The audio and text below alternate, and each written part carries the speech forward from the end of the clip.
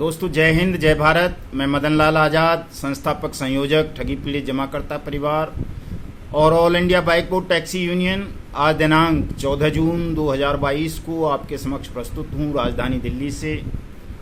आप सबके लिए एक खास खबर, बड़ी सूचना उपलब्ध कराने के लिए पूरा वीडियो दोस्तों ध्यान से सुनेंगे। और जो साथी नए हैं, पहली बार हमारा वीडियो सुन रहे हैं, जिन्होंने हमारे चैनल युगांतर न्यूज़ को सब्सक्राइब नहीं किया है, वो तमाम साथी इस यूट्यूब चैनल को सब्सक्राइब कर लेंगे। मेरे इस वीडियो को पसंद करेंगे, लाइक करेंगे, शेयर करेंगे, कमेंट करेंगे और कोशिश करेंगे कि ये वीडियो देश के उन तमाम 20 करोड़ ठगी पीड़ित जमाकर्ता परिवारों तक पहुँचे जिनकी भी मेहनत की कमाई को किसी भी ठग कंपनी, सोसाइटी, कॉरपोरेशन, फर्म या एसएसजी ने हड़पा है और उनकी जमा पूंजी को वापस नहीं किया है। दोस्तों, चूंकि कल हमने आप सबकी भलाई के लिए, आप सबको न्याय दिलाने के लिए, आपके धन की जल्दी से जल्दी अति सरल माध्यम से वापसी के लिए, भुगतान के लिए एक बड़ा काम किया था। वही सूचना आप सबको उपलब्ध करानी है मुझे, आज बताऊंगा मैं विद एविडेंस के। लेकिन उससे पहले मैं आपको बताना चाहूँगा कि कवि दुष्यंत ने, जब कभी भारत गुलाम था, एक बहुत अच्छी सुंदर सी नज्म कही थी। और आज के वीडियो संदेश की शुरुआत मैं अपनी उस नज्म से ही करना चाहता हूँ, क्योंकि आज भी हालात वैसे नहीं, बल्कि मैं तो ये समझता हूँ कि उससे कहीं ज़्यादा भयावह हालात हैं, बुरे हालात हैं। अंग्रेजी सिस्टम में कम से कम इतना तो था कि शासन में बैठे हुए लोग कानून का सम्मान करते थे और वो कानून की अनुपालना के लिए किसी भी हद तक चले जाते थे, कुर्सी को मलमूत्र की तरह त्याग देते थे और बिना किसी दबाव के, बिना किसी भय के कानून का पालन सुनिश्चित करते थे, बिना किसी मोह के। लेकिन आज लगभग 70 साल की आज़ादी के बाद हमारे देश हिंदुस्तान की स्थिति ऐसी हो गई है कि शनई शनई, धीरे धीरे कानून और न्याय की कुर्सियों पर बैठे हुए हमारे लोग, जिन्हें मैं तो नौकर कहता हूँ, कहता क्या हूँ, हैं भी, कानून यही कहता है कि जो भी कानून की कुर्सी पर बैठा है, न्याय की कुर्सी पर बैठा है, जो भी भारत सरकार के कोष से कोई वेतन लेता है या भत्ते लेता है या पारिश्रमिक प्राप्त करता है, वो जनता का नौकर है। लोकतंत्र की यही परिभाषा संसार के कानून में बताई गई है, हमारे वेदों में बताई गई है, हमारे संविधान में बताई गई है, आईपीसी 1860 में बताई गई है। तो दोस्तों, हमारे जो ये नौकर हैं, ये और कानूनों की तो हम बात छोड़ दें, हम तो केवल अपने इसी एक कानून की बात करते हैं, अनियमित जमा योजनाएं पाबंदी कानून 2019, buds act, the banning of unregulated deposit schemes act 2019, जो ये सुनिश्चित करता है, ये गारंटी देता है कि सरकार, राज्य, केंद्र देश के प्रत्येक ठगी पीड़ित जमाकर्ता परिवार का भुगतान 180 कार्य दिवस के अंदर करेगा, 2 गुना से लेकर 3 गुना उनकी डूबी हुई रकम के। और प्रत्येक ठग को, उस ठग को बचाने वाले को, उस ठग को प्रमोट करने वाले को दंडित करेगा। दोस्तों, 3 साल होने जा रहे हैं, 31 जुलाई 2022 को कंप्लीट 3 साल हो जाएंगे बड्स एक्ट को देश में लागू हुए। लेकिन न केंद्र सरकार ने, न किसी राज्य सरकार ने, न किसी केंद्र शासित प्रदेश ने किसी भी ठगी पीड़ित जमाकर्ता का भुगतान इस कानून के तहत नहीं किया। इस कानून की अनुपालना नहीं की जा रही है। इसलिए मुझे ऐसा लगता है अपने अनुभव से कि आज देश के हालात गुलामी के दौर से भी ज़्यादा बुरे हैं। शासन में बैठे हुए लोग, कानून की कुर्सियों पर बैठे हुए लोग कानून की अनुपालना सुनिश्चित नहीं कर रहे। वो कानून का, संसद का, देश का, लोकतंत्र का और इंसानियत का अपमान कर रहे हैं, हनन कर रहे हैं अपने निजी स्वार्थों के लिए या अपने ठग साथियों को बचाने के लिए। तो दोस्तों, मैं बता रहा था आपको कि कवि दुष्यंत जी ने जो नज्म कही थी, वो मैं सुना देना चाहता हूँ। मेरा मन भी है कि आप उसे सुने। और चूंकि आप एक तरह से जिंदा लाशों में तब्दील हो चुके हैं, अर्धविक्षिप्त स्थिति में पहुंच चुके हैं। आपको अपने भले बुरे का भी ज्ञान नहीं रहा है, किस माध्यम से सरलता पूर्वक आपका धन वापस मिल सकता है। आप में से 90% लोगों को इस बात का ज्ञान ही नहीं है। आपको उस बात का ज्ञान कराने के लिए, अनुमान कराने के लिए, आभास कराने के लिए मेरा पूरा प्रयास है। जो ये संघर्ष मेरा चल रहा है पिछले कई वर्षों से, वो केवल इसीलिए है कि आप सत्य को जान सकें, उस मार्ग को जान सकें जिस मार्ग पर चलकर आपकी मेहनत की डूबी हुई रकम आपको जल्दी से जल्दी वापस मिल सकती है। तो दोस्तों, दुष्यंत जी ने कहा था कि हो गई है पीर पर्वत सी पिघलनी चाहिए, हो गई है पीर पर्वत सी पिघलनी चाहिए, इस हिमालय से कोई गंगा निकलनी चाहिए। सिर्फ हंगामा खड़ा करना मेरा मकसद नहीं, सिर्फ हंगामा खड़ा करना मेरा मकसद नहीं, मेरी कोशिश है कि ये सूरत बदलनी चाहिए, सूरत बदलनी चाहिए। हर सड़क, हर गली में, हर नगर, हर गांव में हाथ लहराते हुए हर लाश चलनी चाहिए।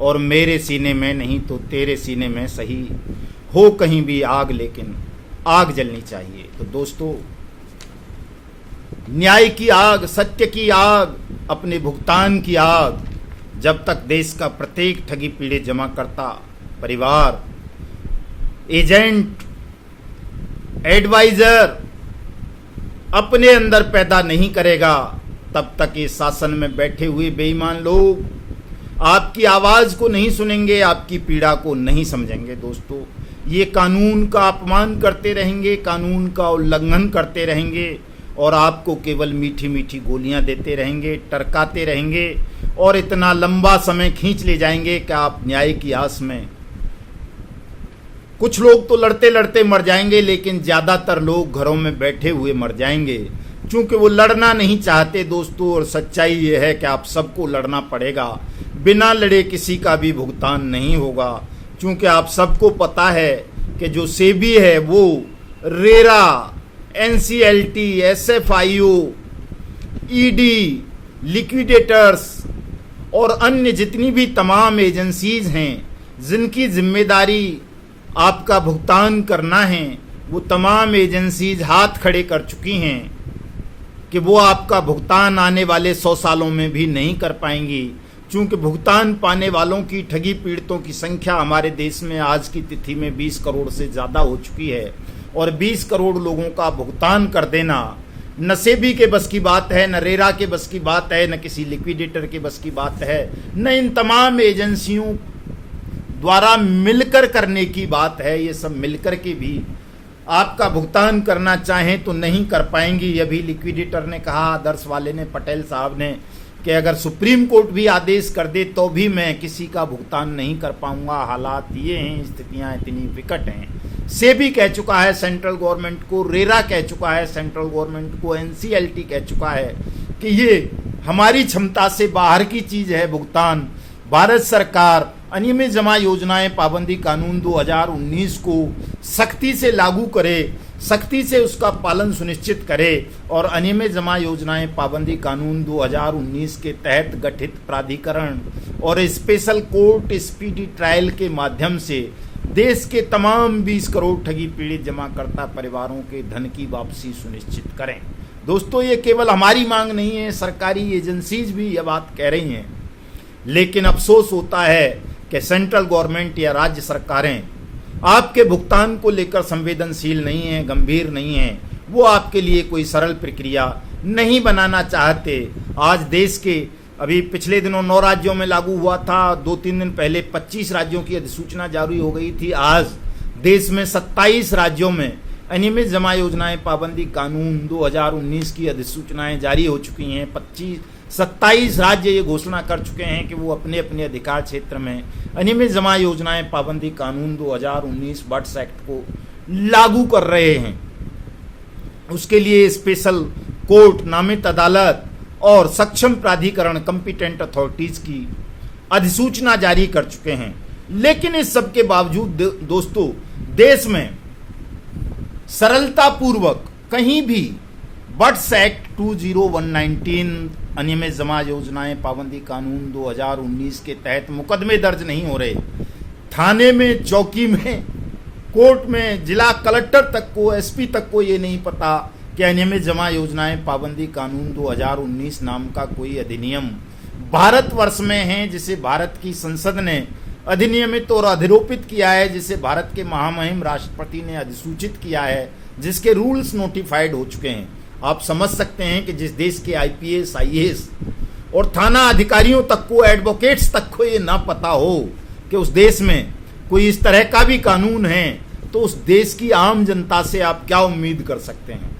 तो दोस्तों, इस कानून को संपूर्ण देश को बताने के लिए तमाम जिला अधिकारियों को, तमाम जिला पुलिस अधीक्षकों को, तमाम थाना अधिकारियों को, देश भर के तमाम चौकी इंचार्जों को और तमाम अदालतों को ये बताने के लिए कि हमारी संसद ने वर्ष 2019 में सर्वसम्मति से अनियमित जमा योजनाएं पाबंदी कानून 2019 बर्ड्स एक्ट को पारित किया है। उसे 31 जुलाई 2019 को महामहिम राष्ट्रपति ने अधिसूचित किया है और ये तय किया गया है कि इस कानून के तहत 180 कार्य दिवस के अंदर अंदर राज्य और केंद्र तमाम ठगी पीड़ित जमाकर्ता परिवारों का पैसा 180 कार्य दिवस के अंदर अंदर उनकी डूबी हुई रकम का 2 से 3 गुना तक वापस करेंगे और ठगों को, उनके दलालों को, उनके आकाओं को, उनके प्रमोटर्स को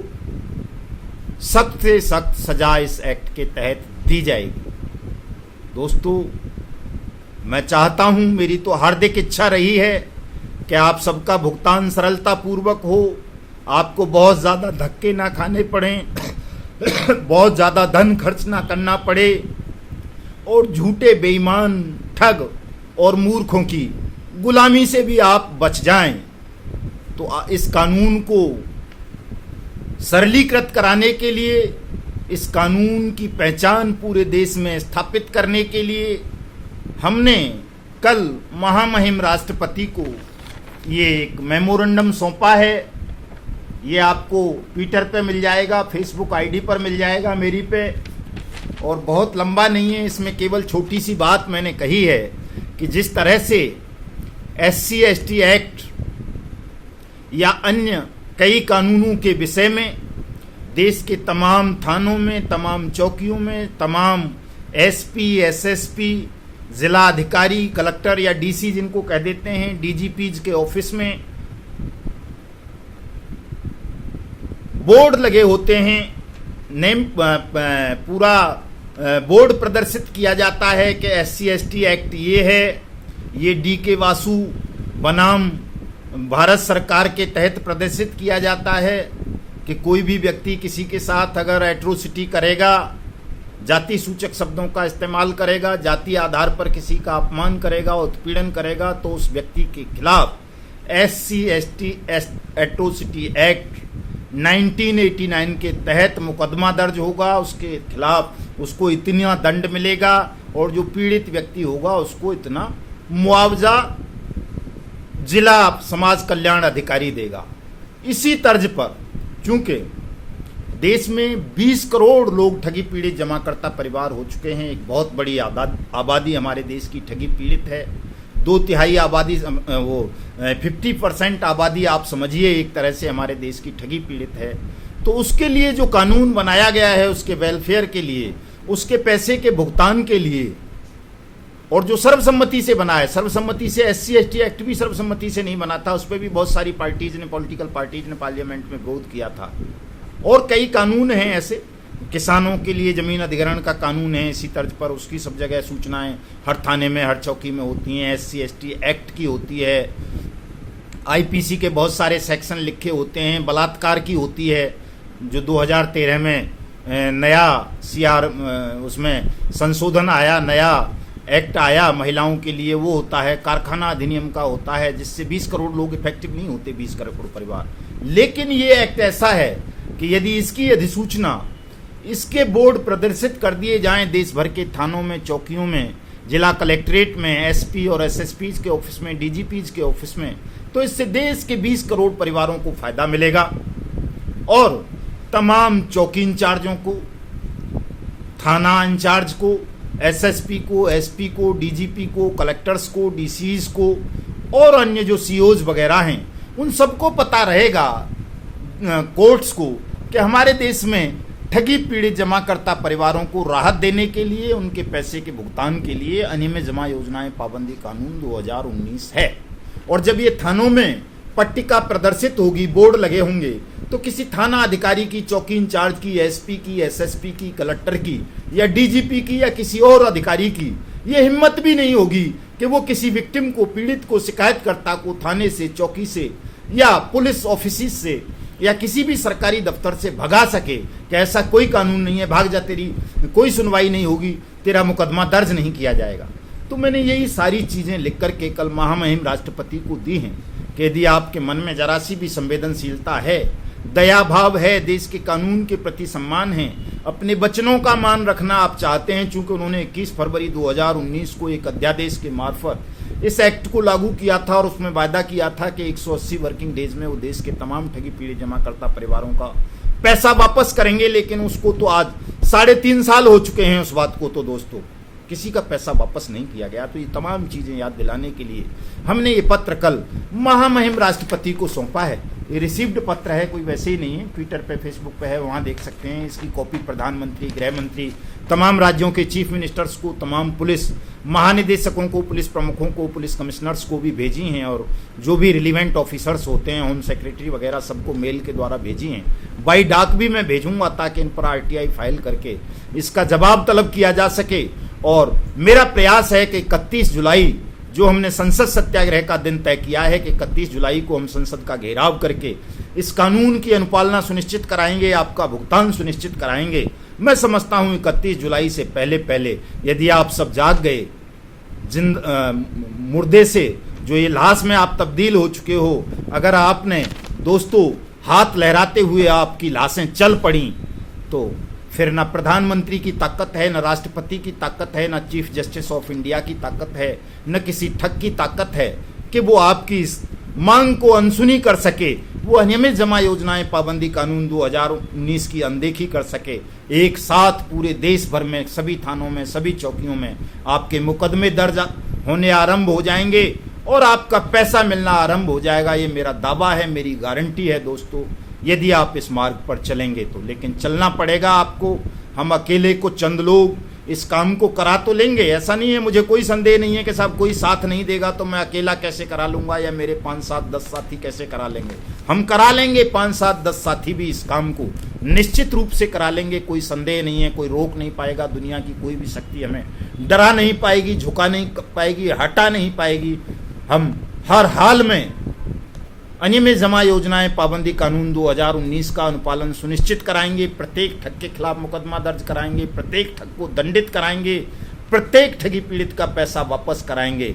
लेकिन दोस्तों संघर्ष में बहुत लंबा समय लग जाएगा, इसलिए मैं ये चाहता हूं कि जो आपकी ये आप जो जिंदा लाशों में तब्दील हो चुके हो, अर्धविक्षिप्त हालात में पहुंच चुके हो, रोज सैकड़ों नहीं, दर्जनों नहीं, सैकड़ों लोग जो रोज आत्महत्या कर रहे हो, मर मर कर जी रहे हो, आपको आत्महत्या ना करनी पड़े, आप पूरे जोश खरोश के साथ जिएं, सुख समृद्धि शांति के साथ अपने परिवारों के साथ रहें, तो आप सबको हमें सहयोग करना पड़ेगा, हमारे साथ आना पड़ेगा। हमारे ठगी पीड़ित जमाकर्ता परिवार और all India bike board taxi union की विधिवत फीस देकर मेंबरशिप लेनी पड़ेगी दोस्तों।